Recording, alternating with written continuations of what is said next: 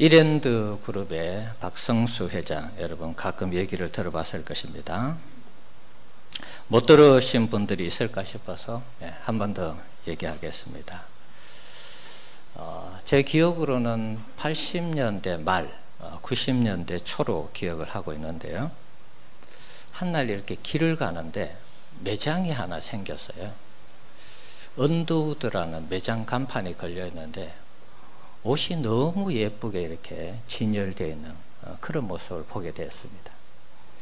그 길을 가면서 참 저 매장 참 너무 좋다. 저 집에 가서 옷을 한번 사입으면 좋겠다. 그런 생각이 들었습니다. 이랜드 그룹에서 처음으로 이 매장을 출시했는데, 매장을 출시한 건 아니죠. 점포를 기업을 개장을 했는데 언더우드, 때로는 그때 이제 브렌다노, 헌터 이런 매장으로 이 이랜드 그룹에서 옷 브랜드 매장을 시작을 했습니다. 그래서 그때 당시 제가 고등학교 하여튼 졸업하고 그때쯤이었던 것 같은데 굉장한 신선한 충격을 받았습니다. 자, 이랜드의 이 박성수 회장의 이 창업 스토리, 성공 스토리는 이런 것입니다. 여동생이 하나 있는데 여동생이 믿지 않는 가정에 시집을 가게 된다는 그런 얘기를 듣게 됩니다. 그래서 아버지에게 불신자의 가정과 어떻게 동생을 결혼시켜서 보낼 수 있느냐, 그래서 반대를 했다는 거예요. 그런데 이제 부모 입장에서는 혼기도 차고 그러니까 결혼을 시키도록 아마 그렇게 했던 것 같아요. 그래서 그때 당시 박성수의 청년은 결혼을 적극적으로 반대하다가 안 돼가지고 아예 결혼식에 참여를 안 해버렸어요. 그러니까 부모 입장에서는 괘씸하죠. 아무리 동생이 불신자 가정에 시집을 간다 그래도 결혼식까지 안 오냐. 그래서 이 박성수 이 아들, 이 청년을 집에서 내쫓아 버렸어요. 500만 원 돈을 쥐어주고 네가 마음대로 살아봐라. 그리고 집에서 내쫓았다는 것입니다. 그래서 이때 박성수 청년이 2평 남짓한 이 신촌의 로타리에 있는 옷가게를 인수하게 됩니다. 그리고 거기서 예배를 드리면서 하나님 중심의 경영을 기도하면서 시작을 했다는 것입니다. 그때 기도하면서 이런 기도했다는 것입니다. 나는 하나님만 의지합니다. 하나님 날 도와주셔서 이 사업을 축복하여 주옵소서. 이익을 선교에 사용하겠습니다. 500만 원으로 시작된 이 사업이 10년 후에는 1000억이 되는 그런 기업이 되게 해 주시옵소서. 그렇게 기도하고 시작을 했다는 것입니다. 철저하게 하나님 중심의 사업을 시작했습니다. 기도로 시작해서 기도로 마쳤습니다. 11조 하지 않는 대리점은 대리점 그 계약을 해지하고 주일 성수하지 않는 대리점에는 물건 공급을 중단했습니다. 이렇게 해서 사업이 일어나기 시작하면서 이분이 기도한 대로 1989년도에 정확하게 1000억 매출을 올리는 기업이 되었습니다. 90년도에 3,800, 91년도에 7,000억. 지금 이랜드 그룹 어느 정도 되는가 한번 찾아봤습니다. 본사에 있는 직원이 한 3,000명 이상 된다고 하고요. 연매출이 10조. 재계순위 한 40위에서 왔다 갔다 하고 있습니다. 자, 초심을 잃어버렸는지 모르겠습니다만 조금 한 1, 2년 전에 불미스러운 사건도 좀 있었습니다. 알바생들에게 제대로 이 알바비를 지불을 안 해서 좀 언론에 좀 시끄러운 적이 있었죠. 요즘은 또 주일날 다 일을 하는 것 같아요. 매장들마다 다 오픈을 하고 일을 합니다. 그 이유가 아마 있을 것입니다. 안 믿는 분들이 이제 매장을 하고 또 사업을 하다 보니까 옛날처럼 주의를 그렇게 지키라고 자꾸 강조하니까 이게 여론이 안 좋은 것 같아요. 그래서 어쩔 수 없이 그런 것을 다 풀었던 것 같아요. 하여튼 초창기의 이 박성수 회장의 이 모습을 보면 하나님 말씀대로 기업을 경영해서 하나님께 영광 돌리는 그런 목표를 세웠습니다. 은혜 가운데 이것이 잘 진행이 되어서 지금 굴지의 우리나라의 대기업이 되었습니다. 자, 우리가 지난주에 하나님을 섬기는 하나님의 자녀로 예수를 믿는 믿음의 백성으로 우리의 믿음이 삶을 증명해야 된다, 그런 말씀 드렸습니다. 자, 우리가 우리의 삶으로 믿음을 증명하지 못하면 그 믿음은 죽은 믿음이 되기 때문에 그 종착지가 천국이 되지 않을 수도 있다라고 제가 말씀드렸습니다. 어떻게 보면 경고성 발언 같기도 하고요, 우리가 구원을 두렵고 떨림으로 이루어 가자는 그런 측면에서 우리가 이 말씀들을 귀담아 들을 필요가 있다 그랬죠. 그래서 우리가 신앙생활 할 때 우리의 믿음이 삶을 증명하는 믿음이 되도록 우리가 최선을 다해서 신앙생활 해야 된다, 그렇게 말씀드렸습니다. 목회자로서 믿음의 삶을 강조하는 것은 어쩌면 당연한 것이고요, 또 이것이 굉장히 성경적이라는 사실을 알 수가 있습니다. 믿음의 사람들에게 삶을 강조하면 외적으로는 그리스도인다운 그런 삶을 살아서 세상에서 빛과 소금의 역할을 감당할 수 있습니다. 그래서 그 삶을 통해서 우리가 하나님께 영광을 돌릴 수 있는 것입니다. 아, 예수 믿는 사람 역시 다르구나, 그런 칭찬을 듣게 되는 것이죠. 내적으로는 우리가 하나님의 말씀대로 살게 되면 하나님의 축복이 우리 가운데 임하는 것입니다. 믿음의 삶을 살기 위해서는 우리가 가만히 있어서는 안 되겠죠. 그야말로 말씀 그대로, 말씀대로 우리가 순종하며 살아야 되는 것입니다. 하나님의 규례와 계명을 가지고 지키려고 애를 써야 되는 것입니다. 자, 말씀대로 순종하게 될 때, 말씀대로 살아가게 될 때 우리의 삶에 많은 열매들이 거두어지게 됩니다. 그 열매는 이루 말할 수 없을 정도로 너무나 좋은 것들입니다. 오늘 본문이 이를 증명해 주고 있습니다. 우리가 믿는 자로서의 삶을 성공적으로 감당하면 크게 세 가지의 복을 받을 수 있습니다. 자, 오늘 본문에 있는 내용들입니다. 자, 첫 번째 복이 무엇이냐? 풍년의 복입니다. 한마디로 얘기하면 형통과 하나님께서 물질의 복을 주신다, 이렇게 말할 수 있습니다. 레위기 26장 4절에서 5절 그리고 9절에서 10절 내용인데, 자, 성경도 참조하시고 앞에 있는 화면도 참조하셔서 한번 읽어보겠습니다. 내가 너희에게 철 따라 비를 주리니 땅은 그 산물을 내고 밭의 나무는 열매를 맺으리라. 너희의 타작은 포도 딸 때까지 미치며 너희의 포도 따는 것은 파종할 때까지 미치리니 너희가 음식을 배불리 먹고 너희의 땅에 안전하게 거주하리라. 자, 여기 보면 우리가 하나님 말씀을 순종할 때에 그 3절 내용을 미리 한번 여러분 보시면은 너희가 내 규례와 계명을 준행하면 이렇게 되어 있죠. 하나님 말씀 따라 우리가 순종을 하게 되면 어떤 복을 받느냐? 첫 번째는 풍년의 복을 받는다. 형통과 물질의 복이라 그랬습니다. 철을 따라 비를 주시고 땅에 산물을 내주시며 또 밭에 열매가 맺히고 또 우리가 포도 딸 때까지 그 타작은 포도 딸 때까지 미치고 포도 따는 것은 파종할 때까지 끊임없이 포도 따고 또 농사일하고 이렇게 하면서 계속해서 궁핍함이 없는 그런 삶을 하나님 살도록 해주신다는 것입니다. 음식을 배불리 먹고 너희 땅에 안전하게 거주하게 된다. 자, 9절 10절 또 읽어봅시다. 내가 너희를 돌보아 너희를 번성하게 하고 너희를 창대하게 할 것이며 내가 너희와 함께한 내 언약을 이행하리라. 너희는 오래 두었던 묵은 곡식을 먹다가 새 곡식으로 말미암아 묵은 곡식을 치우게 될 것이며. 자, 여기 보면 하나님께서 우리를 또 돌보셔서 번성하게 해주신다. 창대하게 해주신다. 그리고 묵은 곡식을 먹다가 새 곡식이 들어오니까 그것을 치우고 새로운 곡식을 먹게 해주신다.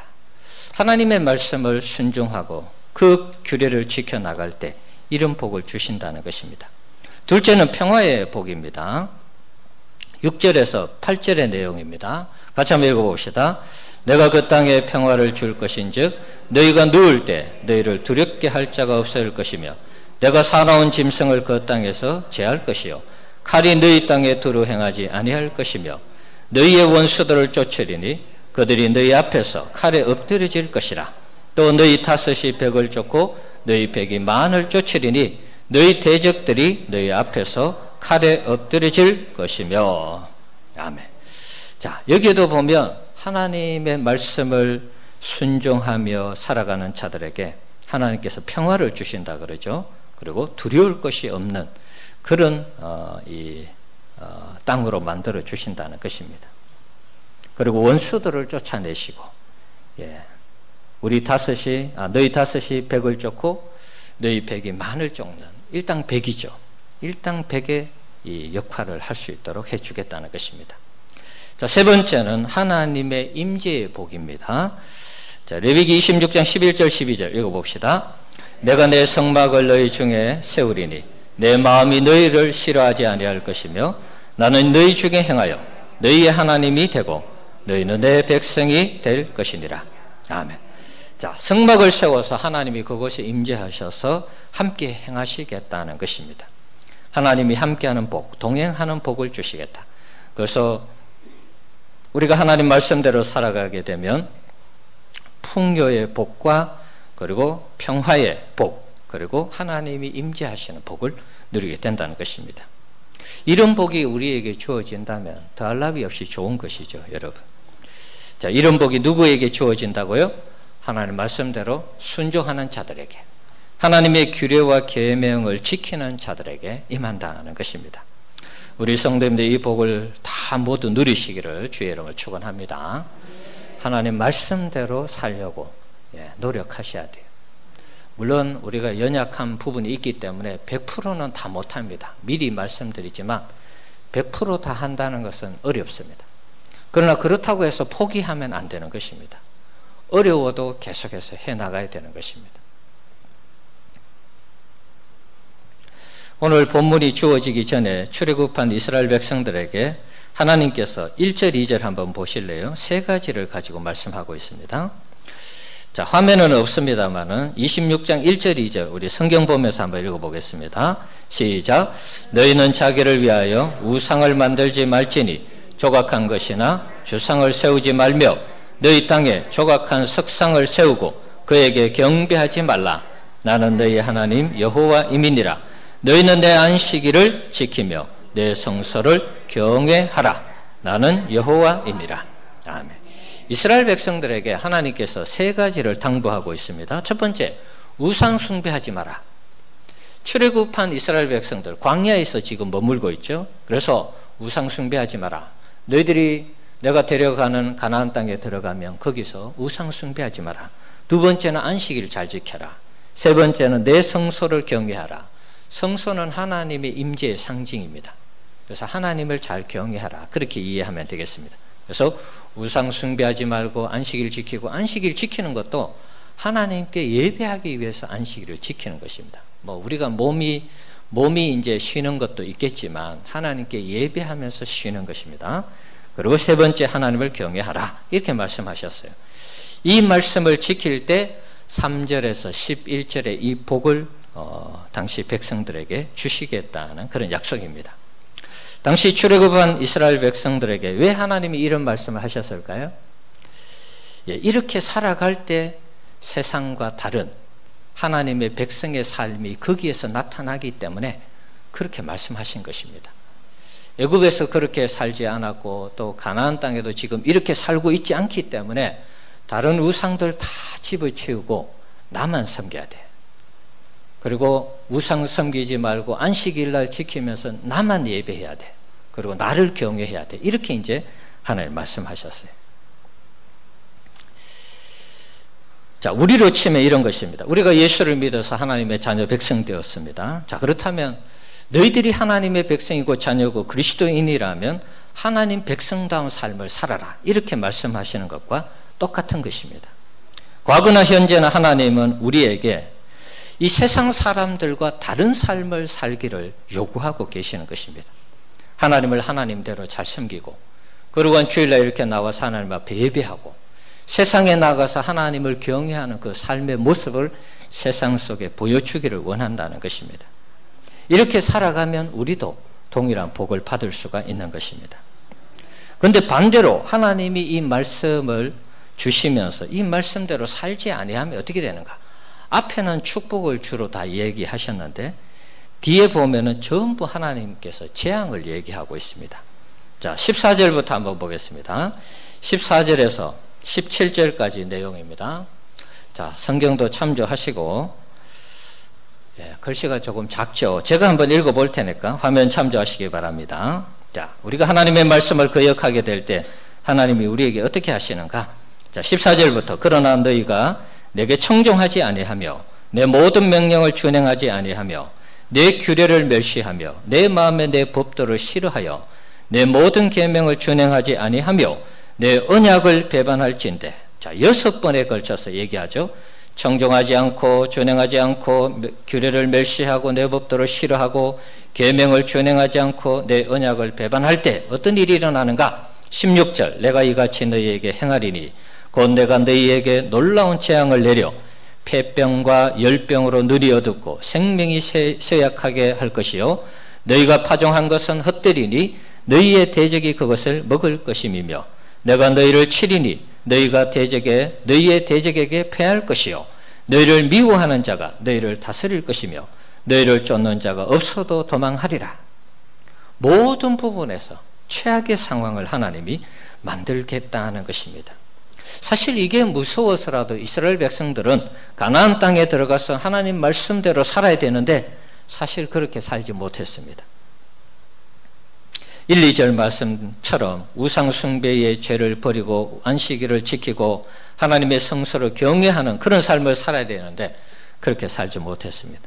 그래서 가나안 땅에 정착하자마자 무섭게 이들은 하나님을 떠나고 하나님을 배반했습니다. 그래서 이 위에 이 지금 14절에서 17절에 있는 이 말씀이 그대로 이스라엘 백성들에게 임하였습니다. 사사기 시대를 생각해 보십시오. 가나안에 정착해서 정말 행복하게 살아가야 되는 그들이 날마다 하나님 앞에 범죄하고 이웃 나라에 침략을 당하고 농사해 놓으면 다 빼앗아가고 늘 그런 삶을 살았습니다. 불순종의 삶을 산 것이죠. 사사기 시대는 이것이 늘 반복되지 않습니까? 불순종해서 고통을 주고 그러면 잘못했다 그러고 회개하고 그러면 사사를 세워서 그들을 구원하죠.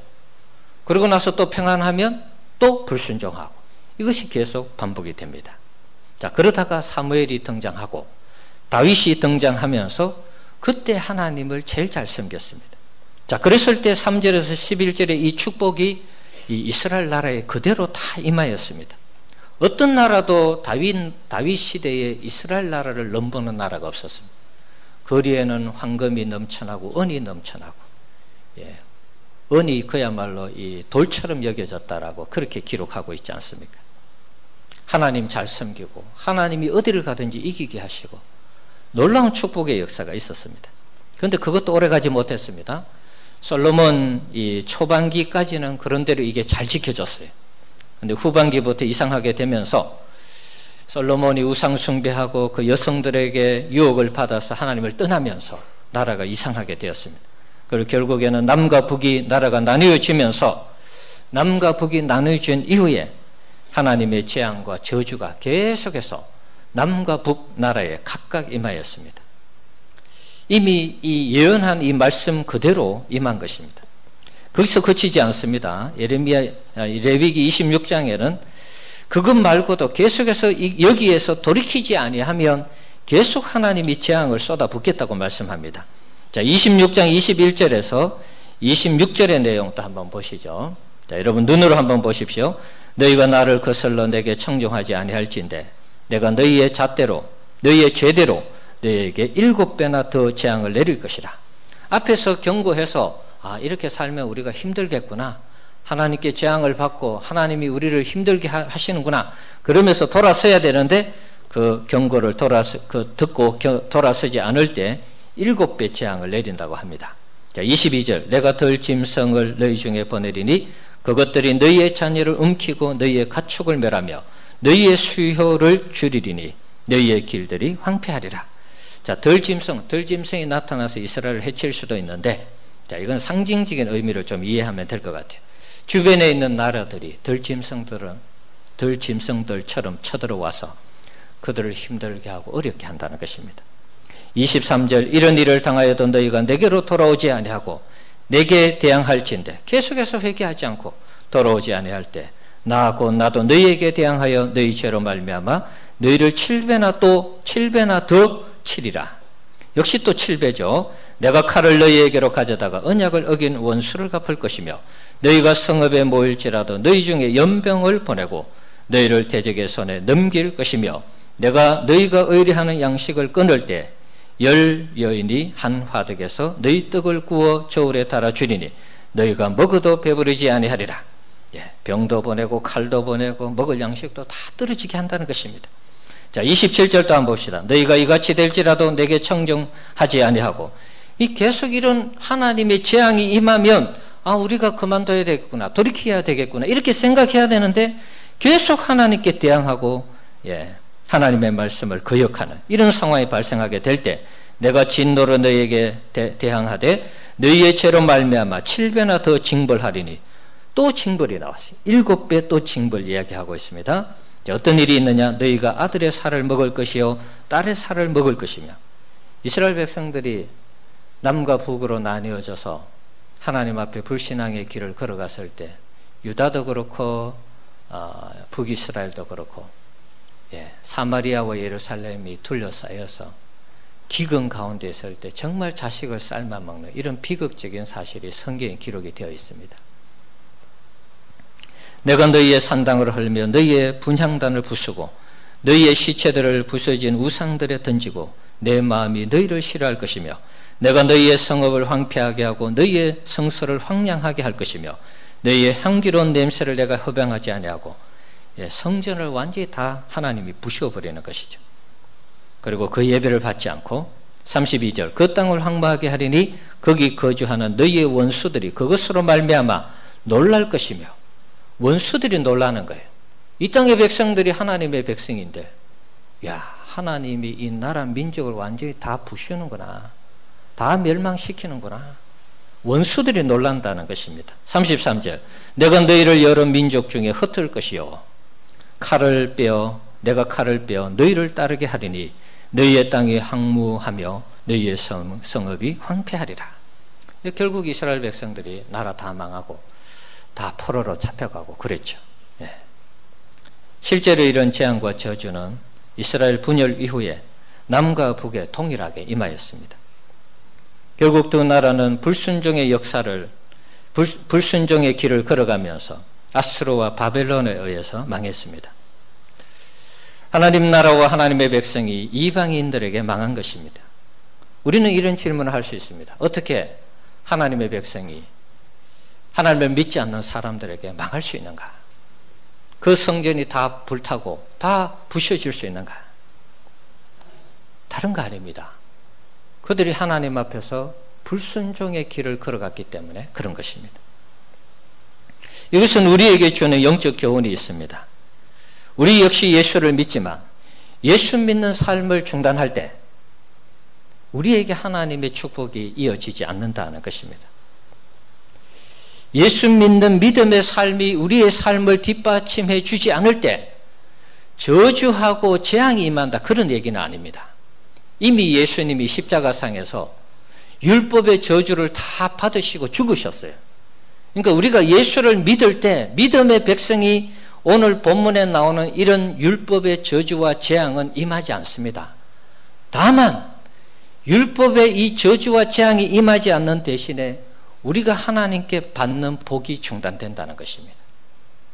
3절에서 11절에 나오는 이 복을 우리가 누리기를 원하잖아요. 아멘입니까? 3절에서 11절 내용만 읽으면 너무 좋죠, 여러분. 우리가 하나님 앞에 하나님 말씀 순종할 때 형통의 복을 주시고 풍요의 복을 주시고 화평의 복을 주시고 안전의 복을 주시고, 이 모든 것들이 정말 은혜 가운데서 하나님이 지켜주시는 그런 복을 누릴 수 있습니다. 그런데 우리가 예수를 믿고 예수를 믿는 자의 삶을 감당하지 아니하게 되면 이런 축복이 다 중단되는 것입니다. 그러면 예수를 믿어도 하나님 앞에 받아 누릴 수 있는 복이 없다는 것입니다. 그러면 우리에게 살아가는 희망이 없어지는 것입니다. 교회의 미래도 없고 이 나라의 민족의 미래도 없는 것입니다. 하나님이 우리를 축복하실 때 사실은 미래가 있는 것입니다. 우리 개인도 마찬가지고 가정도 마찬가지고 교회도 마찬가지고 이 나라 이 민족도 마찬가지인 것입니다. 우리가 하나님의 말씀대로만 신앙생활을 한다면 하나님은 우리 민족을 들어서 세계를 복음화하는 일에 귀하게 쓰실 것입니다. 아직도 한국교회는 그런 의미에서 하나님 앞에 귀하게 쓰임 받을 수 있는 잠재력이 무궁한 것입니다. 우리나라처럼 이렇게 열심히 신앙생활하는 나라가 잘 없습니다, 여러분. 신앙생활을 열심히 하니까 하나님이 복을 주시고 교회를 세우게 하고 세상을 향해서 열방을 향해서 선교하게 하는 것입니다. 나름의 이유가 있습니다. 하나님이 우리를 축복해 주시지 아니하면 여러분 교회가 이렇게 세워질 수 없습니다. 다른 나라 같은 데 가면 교회가 있어도 교회 모습이 아니에요. 너무나 약한 그런 모습이고, 우리가 이렇게 더울 때 지금 이 에어컨이 좀 어떻게 됐는지 모르겠습니다만은 이 시원한 에어컨을 켜고 말이죠, 불을 켜고 이런 공간에서 예배할 수가 없습니다. 교회 재정이 없는데 어떻게 할 수 있겠습니까, 여러분? 꿈도 못 꾸는 것입니다. 우리가 하나님 앞에 복을 받아서 하나님께 드리고 또 하나님께서 이 교회를 세워서 복음을 전하고, 그러니까 또 하나님이 보시고 기뻐하셔서 또 축복하시고, 이게 계속 이렇게 선순환이 되는 것입니다. 이게 안 되면은 우리도 언젠가는 드리고 싶어도 드리지 못하는 그런 날이 올지도 모릅니다. 우리가 이 재앙과 저주를 안 받으려면, 물론 지금도 받지 않는다고 그랬습니다. 제가 이 반대로 얘기했습니다. 재앙과 저주는 없다 할지라도 우리가 믿는 사람으로서의 삶을 살아가지 못할 때 하나님이 약속하신 이 복을 우리가 누릴 수 없다, 그런 말이죠. 그러면 우리가 아무것도 할 수가 없는 것입니다. 그럼 우리가 어떻게 해야 되느냐? 다른 방법 없습니다. 믿는 자로서 하나님의 말씀대로 사는 것밖에 달리 방법이 없는 것입니다. 하나님의 복을 받으려면 하나님 말씀에 순종해야 됩니다. 그때 우리가 하나님의 축복을 경험할 수가 있는 것입니다.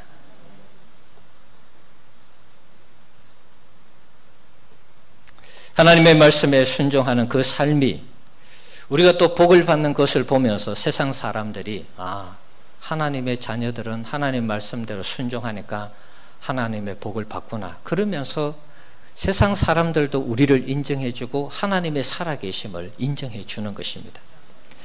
그것을 통해서 하나님 영광 받으시는 것이죠. 일당백의 축복이 무엇입니까? 제목을 보면 여러분이 또 혹시 거부감을 일으킬지 모르겠어요. 일당백의 축복이라. 오늘 본문에 그런 내용이 있습니다. 우리가 하나님의 말씀대로 준행하고 순종하며 살아갈 때 다섯이 백을 쫓고 너희 백이 만을 쫓는다 그러죠. 8절 말씀에 있습니다. 우리가 하나님의 말씀을 그대로 실천하고 준행하고 순종할 때 하나님이 그때 우리와 함께 하셔서 일당백의 몫을 하도록 그렇게 역사한다는 것입니다.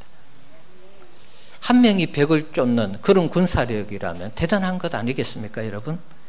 군사력에만 이걸 적용할 것이 아니고 우리가 하나님의 말씀에 순종하게 될 때 하나님이 우리로 하여금 일당백의 몫을 할 수 있도록 그렇게 하나님이 축복한다는 것입니다.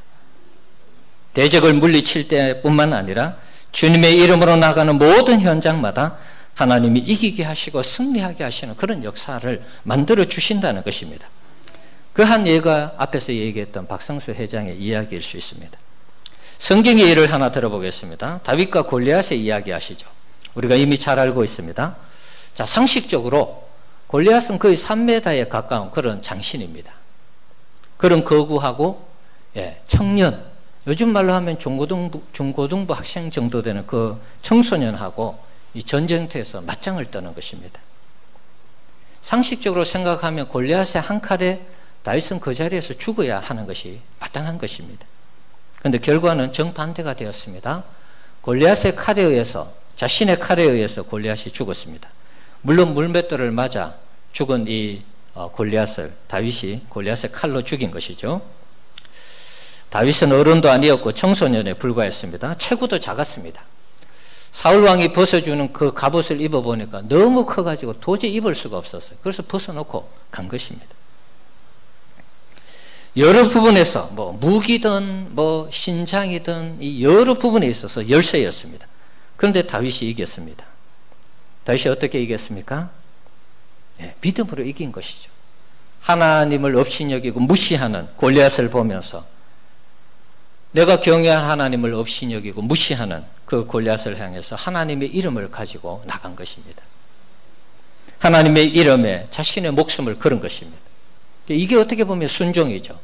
하나님을 무시하는 자들 앞에서 하나님의 이름에 자신의 목숨을 걸고 그 전쟁터에 나간 것입니다. 하나님을 신뢰하면서 하나님의 전능성을 믿으면서 하나님을 무시하는 이 자를 내가 그냥 두어서는 안 되겠다. 하나님을 믿는 그 믿음으로 나가서 이긴 것입니다. 다윗의 물매가 골리앗을 맞춘 것이 아니고 다윗의 믿음이 골리앗을 쓰러뜨린 것입니다. 다윗의 순종이 골리앗을 죽인 것입니다. 하나님이 함께 하실 때 이런 일당백의 승리를 우리가 경험할 수 있는 것입니다. 오늘 오후에 오늘 이상윤 선교사님, 이분의 자녀들이 3자녀가 있습니다. 캄보디아에서 선교하고 있습니다. 선교라는 것 자체가 참 힘들죠. 우리는 뭐 이렇게 덥다고 해서 지금 막 사실 힘든데 길어봤자 여러분 한 달 아닙니까? 8월 15일 정도 되면 웬만한 더위는 다 가잖아요. 근데 이제 해외에서 선교하시는 분들, 특히 동남아시아권에는 계속 덥잖아요. 우리 더위하고는 이게 게임이 안 될 것 같아요. 선교한다는 것 자체가 너무 귀한 것 같아요. 이분에게 첫째 아들 지온이라는 애가 있습니다. 프랑스 외국인 학교에 다녔던 것 같아요. 공부를 열심히 했는지 그 학교에서 1등을 했습니다. 그리고 이 학생이 프랑스 학교에서 전 세계의 프랑스 학교가 많은 것 같아요. 그래서 이제 장학금을 주고 그 학교에서 제일 잘하는 애들을 지원받아서 선발해서 프랑스에서 공부를 할 수 있도록 뭐 이렇게 하는 제도가 있는 모양입니다. 이 지온이라는 학생이 567명 학생들 중에 지원해서 1등을 했다 그러네요. 별로 안 놀라시네. 1등을 했다 그래요. 남의 일이니까 뭐 별로 안 놀라도 괜찮아요. 그냥 들으십시오. 프랑스에 있는 대학인데 시앙스푸르 아부르라는 대학에 정치과학학과에 합격했다고 합니다. 프랑스어를 굉장히 유창하게 하는 모양입니다. 오늘 같이 올 거예요. 같이 13년 만에 가족이 전체 다 나온다고 합니다. 그래서 오후 예배 때 뭐 그 부분에 대해서도 좀 간증을 해달라고 제가 말씀을 드리겠습니다. 자, 어쨌든 물론 뭐 애가 공부를 잘할 수도 있겠어요. 공부를 잘할 수도 있겠는데 제가 생각하는 것은 그런 것입니다. 선교사의 자녀들이 대체로 힘들잖아요. 외국의 엄마 아빠 때문에 따라가서 거기서 공부하잖아요. 장점도 있고 단점도 있을 수 있습니다. 근데 외국인 학교에 가서 우리 동양인의 열세를 극복하고 거기서 1등하고 또 이 흩어져 있는 세계의 많은 학교에서 지원을 해서 1등을 한다는 거 쉽지 않잖아요. 그러니까 이 선교사님의 가정이 하나님 앞에서 그렇게 하나님의 말씀대로 순종하며 살아갈 때 하나님이 이런 복을 주시는 거 아닌가 그런 생각을 해보는 것입니다. 우리 사랑하는 성도 여러분, 우리가 하나님을 섬기면서 재앙을 받고 저주받을 이유는 없습니다. 이미 예수님께서 십자가에서 율법의 모든 저주를 쓰고 뒤집어 쓰고 죽으셨기 때문에 우리는 이런 저주를 받지 않습니다. 다만 하나님의 백성이기 때문에 하나님 백성다운 삶을 살기 위해서는 율법이 말씀하시는 이 말씀을 우리가 지켜가고 이루어갈 때 하나님의 축복이 임한다는 사실을 우리가 꼭 기억해야 됩니다. 율법을 이루어서 구원받는 거 아닙니다. 하나님의 자녀 백성답게 살 수 있는 윤리가 이 성경, 구약 성경에 있기 때문에 이것을 지키며 살아갈 때 하나님이 그 말씀의 이 축복의 통로로서 그 지키는 것을 통로로서 하나님께서 우리에게 복을 주시는 것입니다. 그래서 우리가 하나님 앞에 저주를 받지 않기 위해서, 재앙을 받지 않기 위해서 말씀을 지키는 그런 수준이 아니고 나를 구원해 주신 그 하나님 앞에 구원의 기쁨과 감격을 가지고 내가 이 말씀대로 살아야지, 그렇게 살아가면 하나님이 반드시 축복한다는 것입니다. 그리고 우리가 약해서 넘어질 때 있습니다. 100% 못 지킵니다.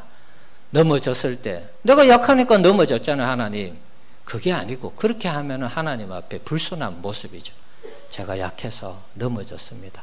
하나님 다시 힘을 주셔서 하나님 말씀을 지키면서 살아갈 수 있도록 도와달라고, 그래서 하나님께 영광 돌리는 삶이 되도록 나를 축복해 달라고, 그러면 되는 것입니다.